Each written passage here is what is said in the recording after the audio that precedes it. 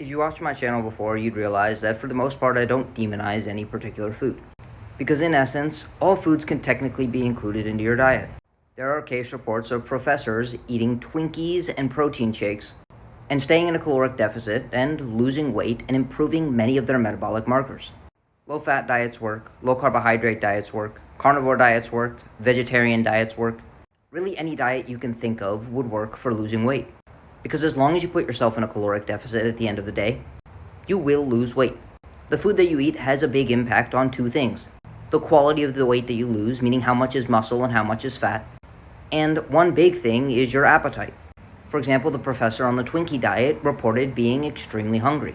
As you might expect, only eating 1,800 calories of Twinkies and protein shakes. With that being said, there is one class of food that I recommend people try and stay away from. If they're trying to lose weight without feeling hungry or trying to lose weight without tracking the food that they eat. These are called hyperpalatable foods. In essence, these are foods that combine fat, carbohydrates, and salt.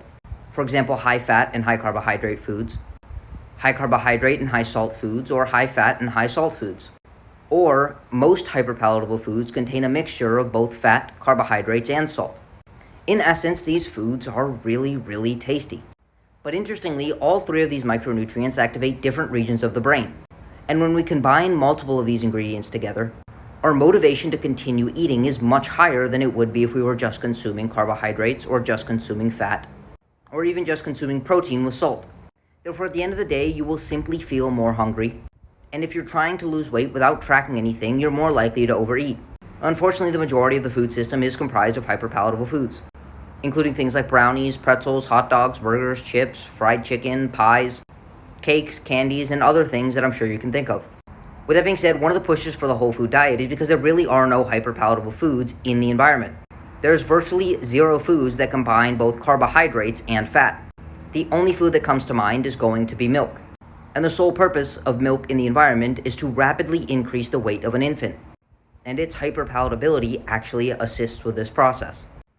Again, at the end of the day, if you want to include these foods in your diet, that's absolutely not a problem, given that you still meet all of your micronutrient, macronutrient, and caloric allotments, specifically ensuring all of your micronutrients are adequate, you're consuming enough protein, and you are not consuming more calories than you're expending. You see, many foods that aren't hyperpalatable foods will taste extremely good, but they do not trigger overconsumption like these hyperpalatable foods. Therefore, we can simply try to avoid hyperpalatable foods, but still consume foods that we enjoy that do not fit this criteria, which will allow us to eat foods that we enjoy while still being able to regulate our hunger and body weight. And if you want to learn more, send me a DM to sign up for coaching.